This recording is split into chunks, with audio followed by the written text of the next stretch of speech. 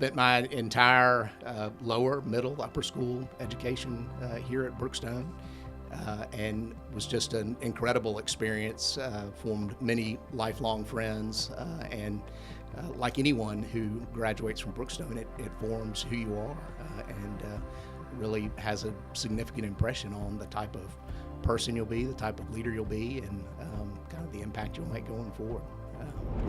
Welcome back to Be the One podcast. Don't have a whole lot of repeat guests on the Be the One podcast, but we're really excited to welcome today Chair of the Board of Trustees here at Brookstone School, Travis Wade. Thank you. Thanks so much for being with us, Travis. I feel like it's kind of a special club to be a repeat on the podcast. That's right. It is. And of course, it's special, particularly for you, because you were interviewed as the incoming board chair, and now we're going to talk as the outgoing board chair. That 3 years just flew by, didn't it? Yeah, it really did. It really did. And of course, my start as board chair was your start as head of school. Right. So we have perfectly overlapped here in these last 3 years, and it's been a good 3 years. It'll always be special, and that for me that way, without a doubt.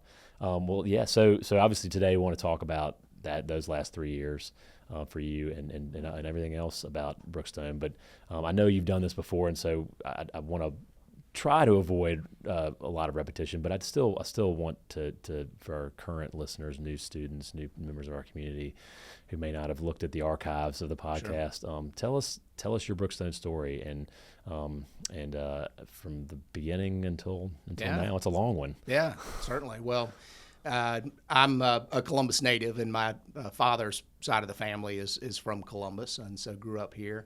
And my little sister Lauren and I both have been Brookstone lifers.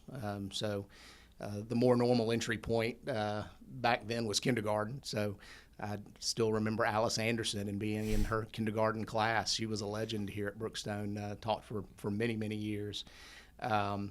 But yeah, I spent my entire lower, middle, upper school education here at Brookstone, and was just an incredible experience. Formed many lifelong friends, and like anyone who graduates from Brookstone, it forms who you are, and really has a significant impression on the type of person you'll be, the type of leader you'll be, and kind of the impact you'll make going forward. You mentioned your kindergarten teacher. What are some of the other great memories for you along the way? Yeah. So I know I've shared this with you, but one of my most painful memories of Brookstone is getting cut from the middle school basketball team in the 7th grade. And I was a little kid growing up, loved basketball. But the person that, without a doubt, that had the biggest impact on me was Larry Morgan, who was my 8th grade math teacher. Okay. But that was his secret recruiting spot for the wrestling team. So any young man that came through, he would try to recruit them to join the middle school wrestling team and then on into high school. And again, being a smaller guy, wrestling was a sport where I knew I could get equal competition. And so I took him up on it and went out for the wrestling team, and that ended up being my favorite sport while I was here at Brookstone. But Coach Morgan he was one of those people that kind of taught you the whole spectrum of what it means to be a teammate, what it means to commit yourself to a sport and goals. He absolutely taught us, hard work and willpower and discipline. Wrestling demands a lot of that. But I remember as well, he would talk to us about, balancing, even the stress of upcoming meets or big tournaments and reminding us that the sun is going to come up in the morning. I don't know why that was one phrase I remember him saying, and it gave me perspective that I'm going to go in 110% for this, and I'm going for that victory for myself and my team. But the sun's going to come up in the morning, and it'll be okay either way. So, a lot of great lessons from Coach Morgan, and have had a chance to kind of keep up with him over the years, which I think is you hear from a lot of Brookstone alumni that they stay in touch with those people that had a big impact on them. I've met him. when he came back to watch. I'd never wrestled. I mean, officially messing around, but what is it? What is it about wrestling that does draw people in? And it's, I mean, it's really the ones who do it are just so engaged in it and so focused on it. What was it besides the coach and maybe the people you're around? And I know the program, that was the heyday of the Brookstone The wrestling decade program. of gold, as Yeah. they say. But what is it about wrestling that was so interesting to you and so attractive? Yeah, it's funny. I love wrestling, and it is, again, it's a sport that demands a lot, and to a certain extent, you're on an island when you're out there on the mat, and so there's a lot to be gained from that. Self-reliance, belief in yourself, but you've got a group of teammates that are equally dedicated, and you spend a lot of time. Again, similar to other sports, but a lot of times working hard in practice and, encouraging each other during meets. But there's definitely a wrestling community as well. We'd go, to training camps over the summer. And so, I think the individual aspects of wrestling make it a little bit unique and draw some people to the sport. But like any sport, it's the teammates and the relationships that you have and the coaches that back you up and lift you up that make it special. But you have to be a little bit twisted to really like wrestling anyway. But well, your name's on the wall in the wrestling room, so you obviously had a lot of success with it, and that obviously makes it worth coming out day after day for as well. Yeah, absolutely. Yeah. Absolutely. Well, so Travis Wade, the wrestler. And the student, because you obviously did well in the classroom, matriculated to Emory University, great school. And but what else about your experience here? Maybe people may not know, or you may remember as something that was important to you that you don't often get a chance to talk about. I think, and this kind of ties into another question, but I think I'd speak recently to the experience I've had in the last few years. I mean. Many people know this has been a difficult last 3 years for myself and my daughters, Ruthie and Martha. And I think what has been special to me is the amount of love and care and support that we've had after Mitchie's accident. Certainly took time that we needed afterward, but the care and support I felt from my fellow board members, and knowing that they were going to take care of anything Brookstone business related, but more importantly, they were concerned about me and my family and reached out to express that and supported us in so many different ways. But then also the way the school supported Ruthie and Martha, and really with Martha still being a student here, was certainly incredible. The way her friends just surrounded her, the way her cheerleading team lifted her up, and made her feel loved and safe. That aspect of the Brookstone community made me extremely proud and extremely happy to be a member of this community. And I'm not sure we would have made it without that love and support and without this community. And so, it's almost hard to put into words, but that grief and tragedy, which certainly still is with us, was made easier through this community. Maybe one of the moments I'm most proud of is Mitchie, of course, was very involved in BPA, and when the BPA 2 years ago decided to hold the in-person bidding for Brookstone in memory and in honor of Mitchie, I was just blown away at just how much they want to honor her and keep her memory alive and honor her commitment and love for the school as well. And so again, I think as I look back in the last number of years, and gosh, maybe even the entire time I've been a part of this community, the way that Brookstone supported me and the girls in this tragedy is, again, it's beyond words. It's meant more to me than I can say. And it will continue to honor her memory with this scholarship. Absolutely. That's really exciting, and I'm thrilled about that. The BPA began that, and it's going to continue to get a lot of support as we go. Absolutely, and it's creating a unique scholarship opportunity for a Brookstone student that The BPA initially funded a scholarship. Ed has been critical in raising additional funds for the scholarship. It's certainly something that even as I rotate out of this position, I will want to support and help grow that over time. I'd love to see it be more meaningful financially. I'd love to see it support more Brookstone students that could use that kind of assistance as they move from 8th grade into high school. And I love that it is co-branded the Mitchie McKnight Wade BPA Endowment because, again, I think it's a perfect example of the BPA reinvesting in the students and the families of Brookstone, and and in this case with literal financial support. And so I'm excited that'll be a part of Brookstone in perpetuity, and her name will be a part of that. Yeah, thank you for sharing all that. By the way, really appreciate that. Let's go back. So you graduated in '94, head off to Emory.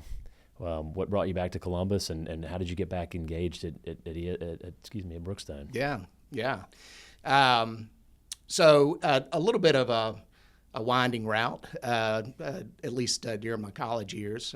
So I went to Emory, completed some minor coursework in business and accounting, but at the time was also exploring Episcopal Seminary as a potential career path. I grew up at St. Thomas Episcopal Church here in Columbus, and we actually went through a year-long discernment process with the Atlanta Diocese my senior year, and it was the closest thing I've ever been to career counseling in my life. Yeah.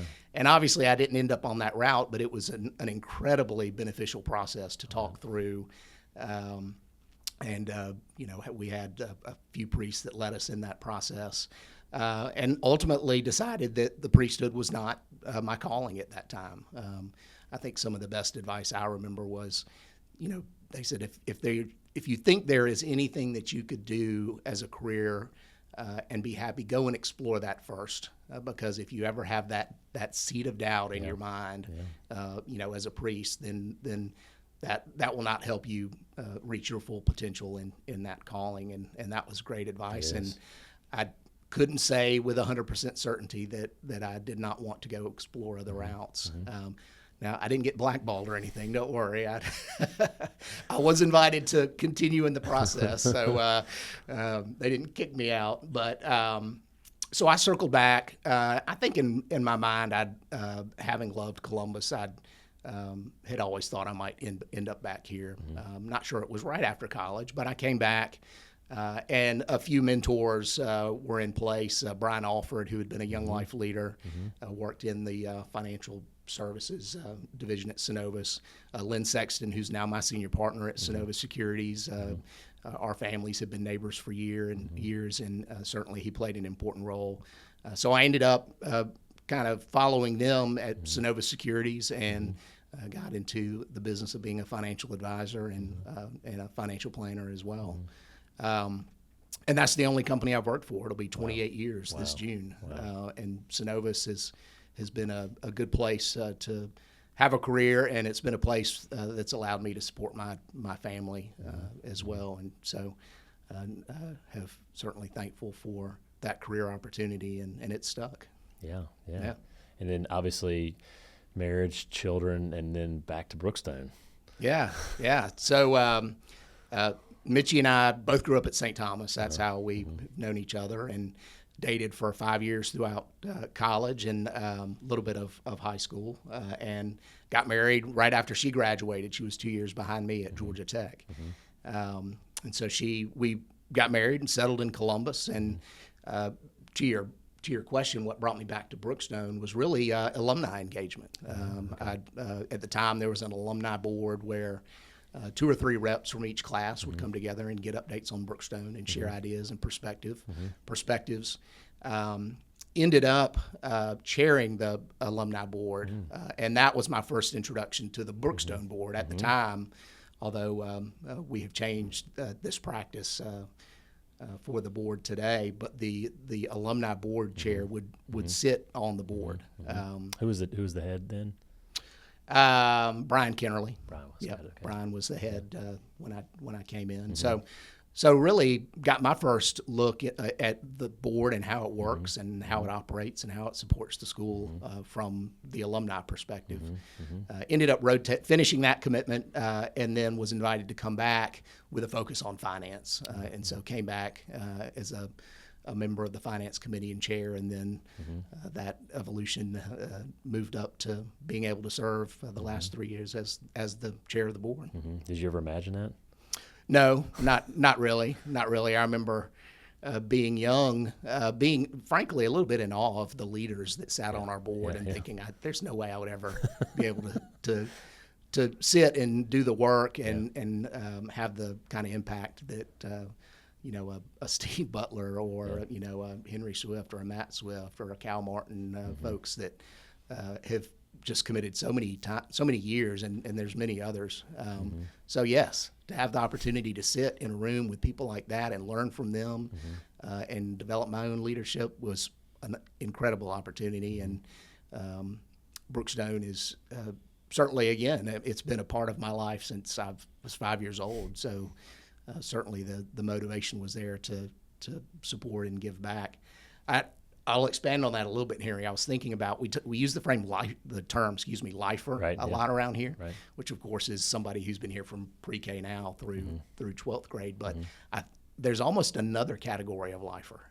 As I look at people on our board like Katie Krieg and Jason Branch, that not only were they lifers, but they are truly lifers. They have committed their entire life to this point in service of Brookstone. That's true. And so it dawned on me that really we need to expand the definition of lifer, because there are people that love this place and have benefited from it so much that commitment doesn't end at 12th grade, that often they come back, they want to plug back in, whether they're parents or just alumni.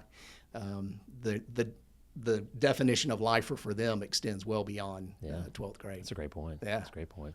Well, so reflecting on the 3 years that,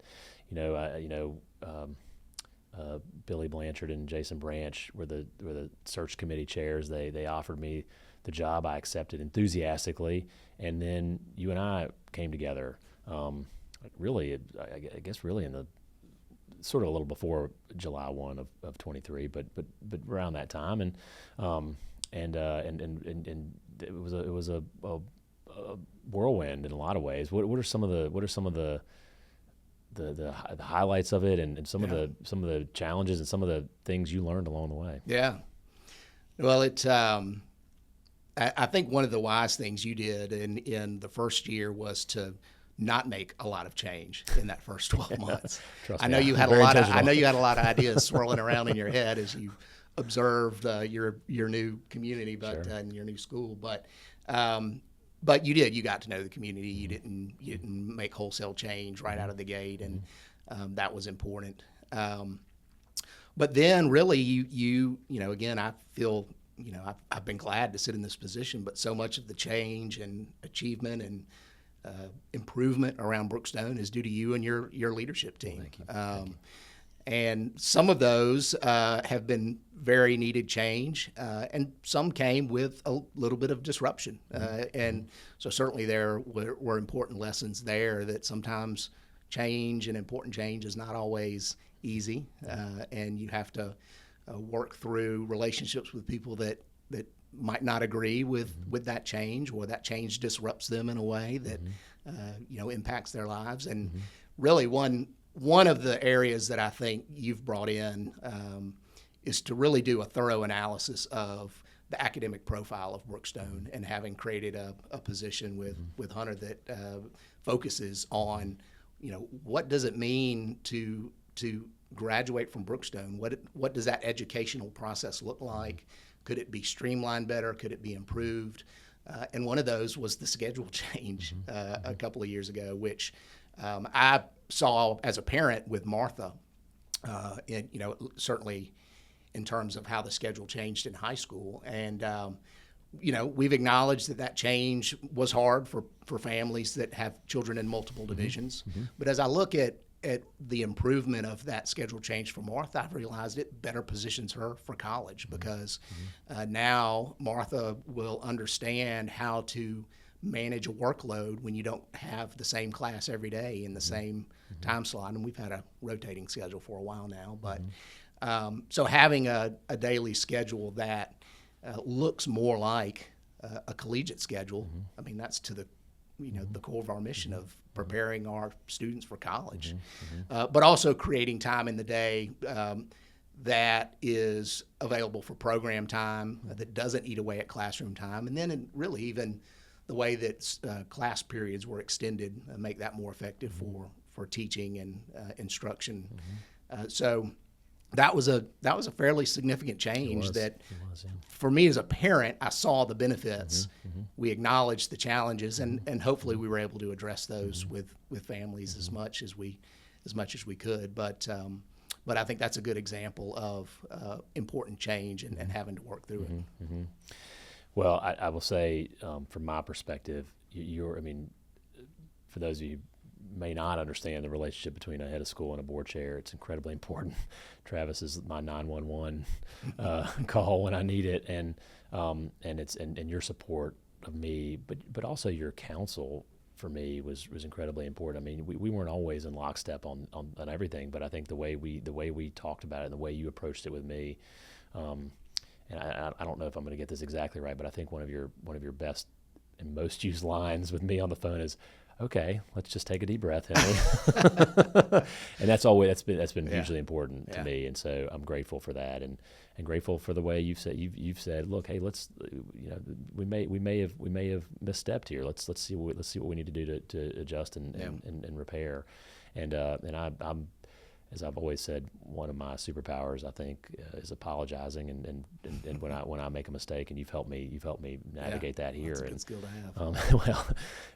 If you use it a lot, it may not be so good, but I appreciate that so much about your leadership and just the way you've not just it's not been blind support. It's really been a support along the way of helping me mature and grow into this role and be the best I can be. And so I'm really grateful for that. That's been a big part of what I think has made us successful together and you successful as a board chair.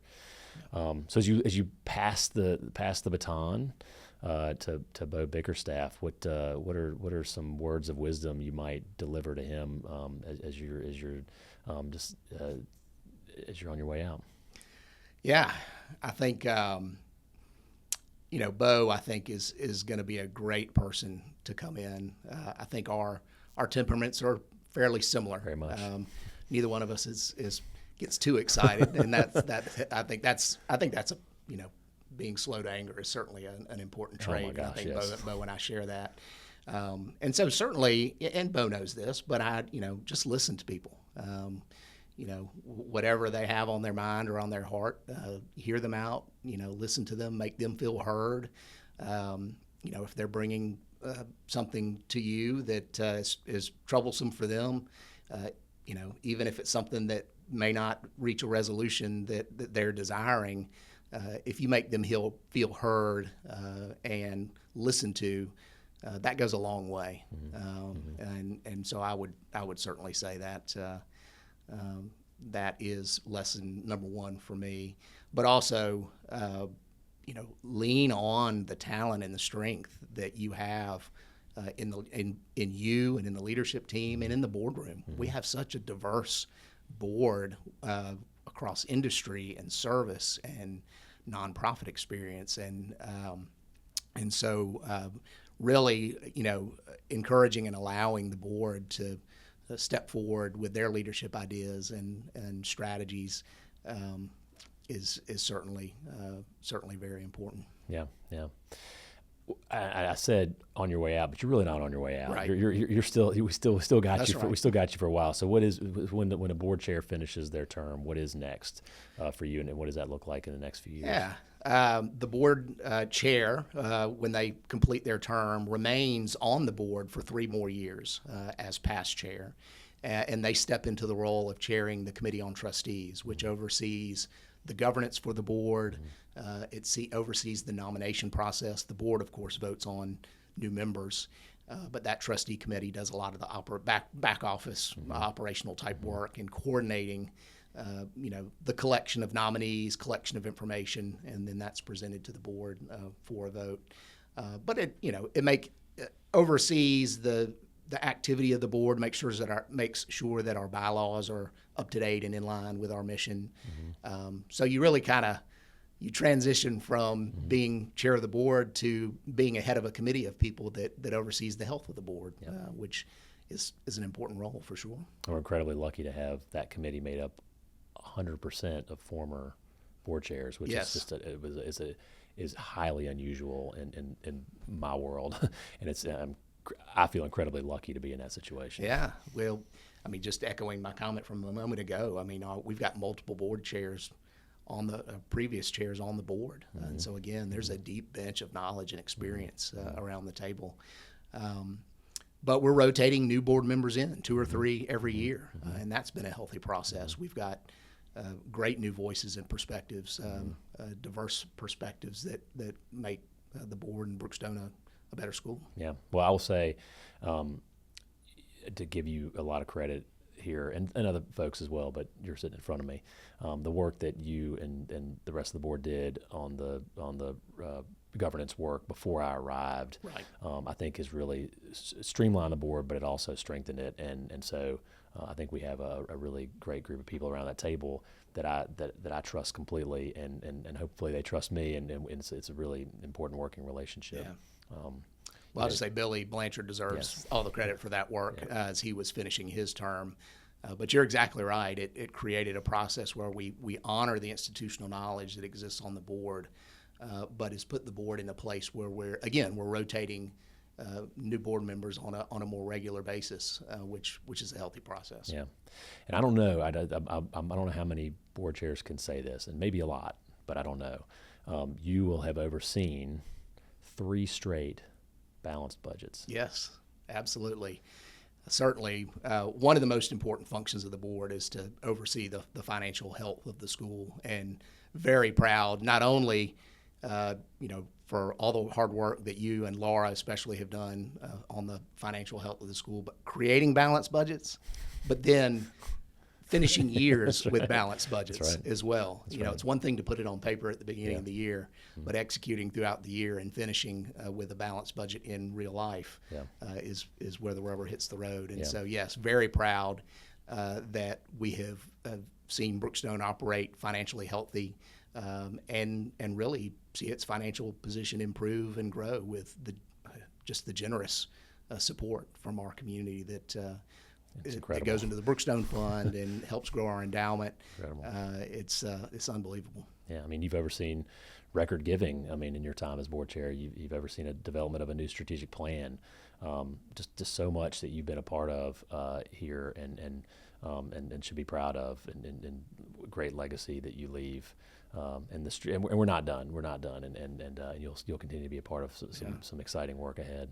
I know. Well, you and team are going through our current strategic plan so fast. We may have to come up with some more strategic initiatives, but that's a good thing. But no, I will say I think maybe the strategic plan might be the most important work that the board did in my 3 years to create strategic vision, but then leave that execution up to you and the leadership team. Is extremely important, and there's some very important initiatives around our campus that are on the short to intermediate term horizon. And again, you've put people in important leadership positions, and with Ed Martin leading the charge in advancement and development, I have no doubt that we're going to get there. And there's some very exciting times that hopefully we'll see under Bo's tenure as board chair. That's right. Well, thank you. All right. Well, that was a lot, and I appreciate it. I do want to get to some of my questions before we sign off. Okay. And I know these are the questions that I tend to ask everybody, but I do want to talk about core values. You've always been really impressive to me in the way in which you always relate everything we do to our core values in the boardroom and in life in general. And so I know you've probably had a lot of time to think about kind of which core values are most meaningful to you. So I'd love to hear that. Yeah. The bottom line is we're here to execute on our mission, which is to be a college preparatory school committed to academic excellence and instilling our core values in our students. loyalty, wisdom, courage, service, honor, respect, and leadership. And it's Amazing you can do that every time. I know, and I think I say them in a different order than they're listed. I don't know why. That's the most one of the most impressive thing you do, by the way. It helps me remember it. But but it's both of those things. Yeah. I think if a Brookstone student graduates with academic excellence, but has not incorporated the core values into who they are, then then we're missing the mark.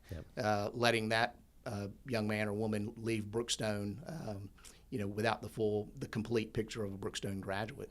And so I think that work of instilling our core values is equally important, and that happens everywhere at Brookstone. But ultimately happens because of the hard work of our faculty and coaches. All of those things are taught on the court, on the stage, on the field, but also it's in unique initiatives we have, like our Leadership Institute. There are very unique ways that Brookstone works to instill those core values in students. And I think I've alluded to a couple of these without saying it directly, but I think a couple that stand out for me. One is certainly loyalty. My comments on being a lifer. Yeah, sure. I just believe strongly in if you have had people in your life and institutions in your life that have invested in you and have made a significant impact on who you are as a person, then they deserve loyalty. And that means not just supporting them with praise and words, but supporting them in action and in doing. And that's how I feel about Brookstone, is that it has been such an important place for me and for my daughters, that it will always have my loyalty. And so that's one that I think is more important for me. But the other one that really stands out is respect. We live in an age where respect maybe is not as in abundance as I would like it to be. Right. So I think our students leaving Brookstone, understanding the differences in their peers, will put them in a place to be better leaders as they go into college and into communities. And that means acknowledging differences. We may have different faith traditions. We may look different. We may, our cultures may be different. But if we can find the similarity in our core values, then we can come together and work together and collaborate and on whatever that initiative is and find success. And so I think our students learning the respect for others, just as human beings, and then translating that and incorporating that into their leadership, I think may be one of the most important core values we can instill in our students. Yeah, no doubt about it. Yeah. Thank you for that. Well, you spent a lot of time on this campus. As a student, as a parent, and as a board member, what would you say is your favorite place, or maybe a couple of places that you have on your list of favorites? Well, I mean, like any institution, it evolves and changes. Yeah, of course, sure. The high school that I attended is gone. Of course, yeah, that's right. So I have memories in the rotunda and the library of the old high school, and sitting out on the back steps by the senior hall, which a lot of my peers will remember. But probably the wrestling room. It was at the time it was the first addition to Ilda's gym before the new Jordan gym was built. And it was completed my senior year, and I remember being proud to have that facility to be there with my team and work hard in, and so of course had a lot of good memories in that space. Yeah. But still got the fan. They still got the fans going in there. Oh yeah, absolutely. It was not necessarily the coolest place, right? Yep. That's a great one.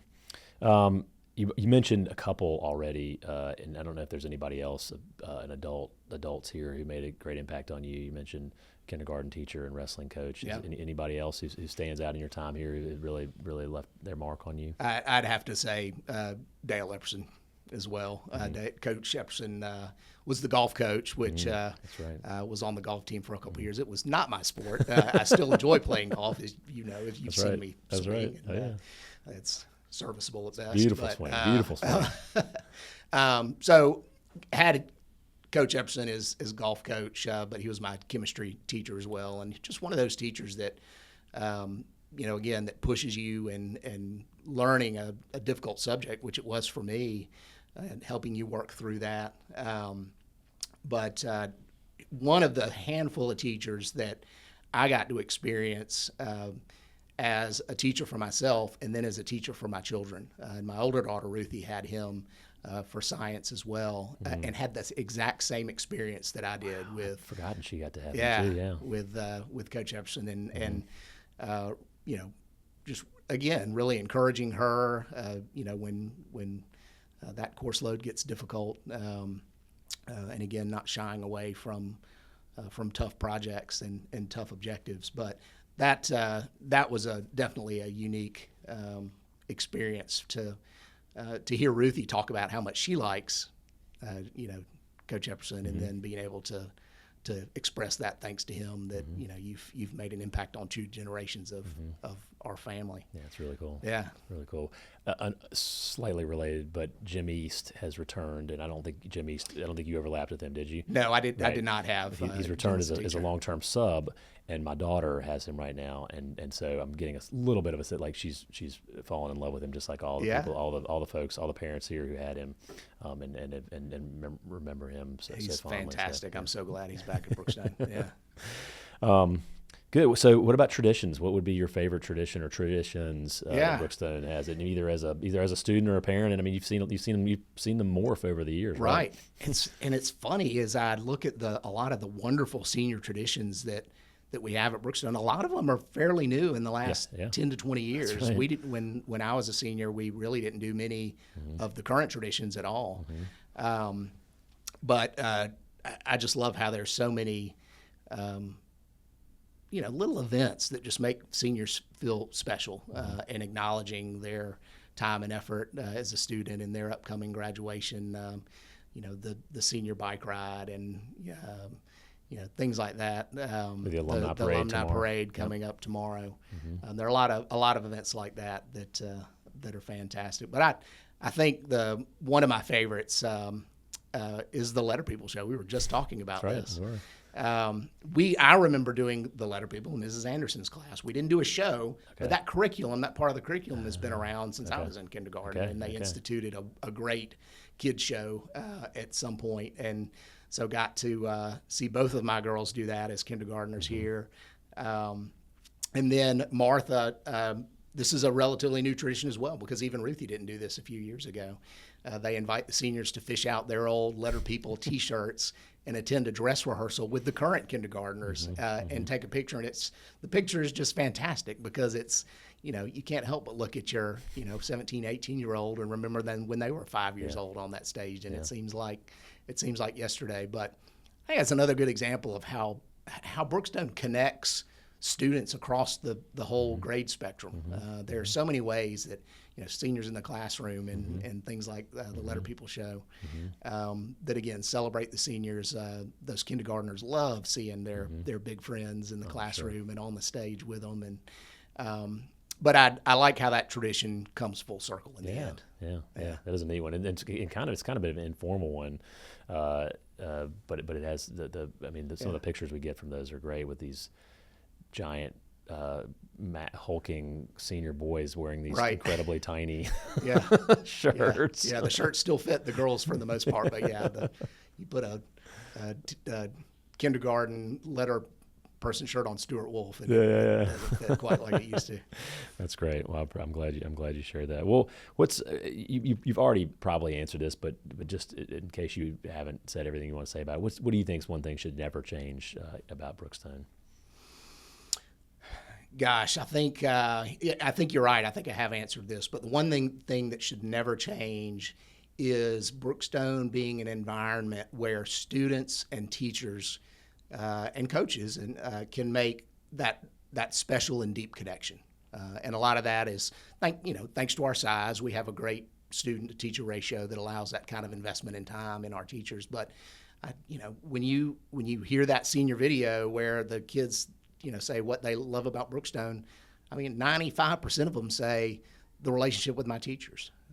And so, in whatever way, shape, or form we continue to cultivate that, I think, again, our students leaving here having felt a personal connection, that they have a connection to an adult on this campus is absolutely important, and we've got to preserve that going forward. No doubt. Yeah. That's what makes the independent school experience special. Yeah, no, you're exactly right. Incredibly. So praise. I'm certain you've received a lot in your life and in career. I have a lot of praise for you. But what would you say is the best praise you've ever received? The most meaningful? Yeah, it's kind of a tough question. It is. I agree. It's a tough one. That's why I put it in because here. I don't think I'm a person that seeks out a lot of praise or validation. But I remember doing on another board that I served on, we were doing kind of a little personality assessment type thing, like you do on some with some groups like that. And one of my fellow board members described me as a peacemaker. Oh wow! And I had never been called that before. Oh, wow. But again, we talked about Bo and I being slow to anger, and I really it caught me off guard a little bit. But then I decided that I really liked that. I think that's an important trait to be able to be calm and cool and collected, and try when there is discord or tension, try to be the person in the middle that's finding the common ground on issues, or finding common ground between people and bringing them together. So to have been described in that way, again, caught me off guard a little bit, but then upon reflection, I think I've decided that that's something that I really like, appreciate, and want to lean into even more. Yeah, no doubt. Well, that served you well in this role. It served me well in your counsel for me. So yeah. I'm grateful for that, without a doubt. Okay, relaxing and recharging. I know you like to go to the beach. What are the things that are how do you really get away and relax and recharge that battery? Yeah, well, no, you're right. Our family retreat spot has definitely been the beach over the years. Mitchie loved the beach, and the girls and I loved the beach. And our favorite thing is to just go down there and,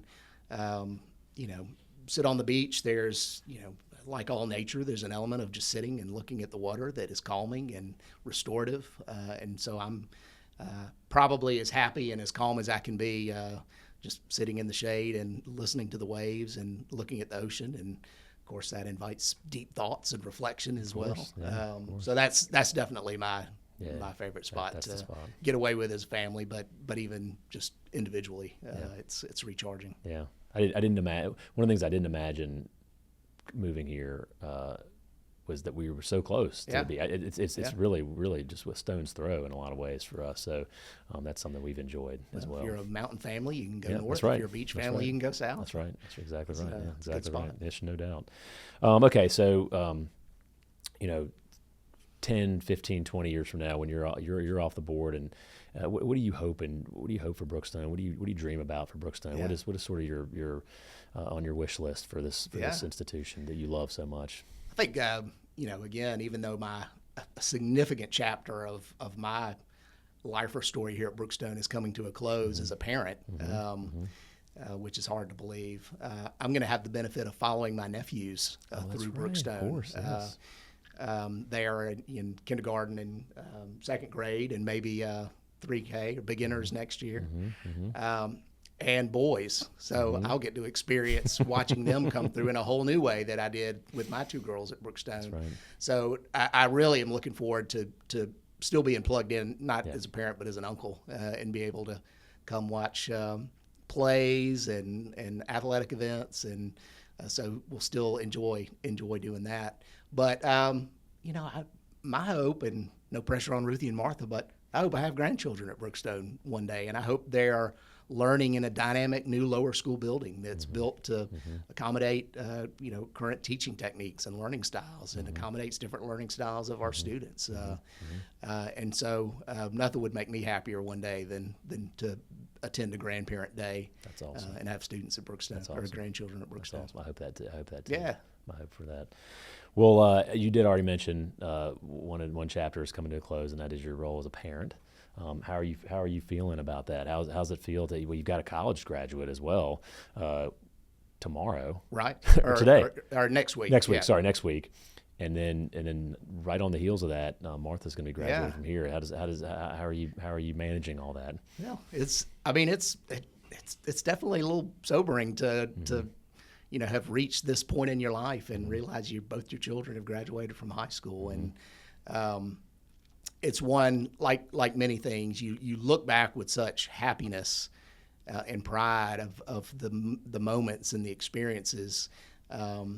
But at the same time, there's a degree of sadness that it's ended, and that. But at the same time, you alluded to it. A new chapter will begin for Martha at Georgia Tech, and it's just right up the road, which is fantastic for me as a father. And so, like a lot of things, it's one of mixed emotions and mixed feelings. I'm sad that this chapter has come to a close, but I'm so thankful for the time that I was a parent here and Ruthie and Martha were students here. Well, two great kids. I've got to know them a little bit, and just really proud of what they've accomplished here and what they continue to accomplish beyond here. So, well, Travis, thank you. Thank you for sharing all that you shared today and letting us get a better glimpse into what life is like as a board chair and what you're all about. And again, just to share my gratitude to you for how you've handled difficult times in your own personal life and always put the school first in a lot of ways. And I'm grateful for your leadership, your counsel, and your friendship. And I know we're not done. You and I are not done, and you're not done with the school. But I just needed to say that to tell you how appreciative I am of what you've done for me and for this school. Well, I was going to say the same thing. I'm glad that I'm leaving this job as friends. We'll look forward to playing golf and being together. Of course, we'll still have some board work left to do, but no, I've enjoyed in our weekly meetings. I think I enjoyed the first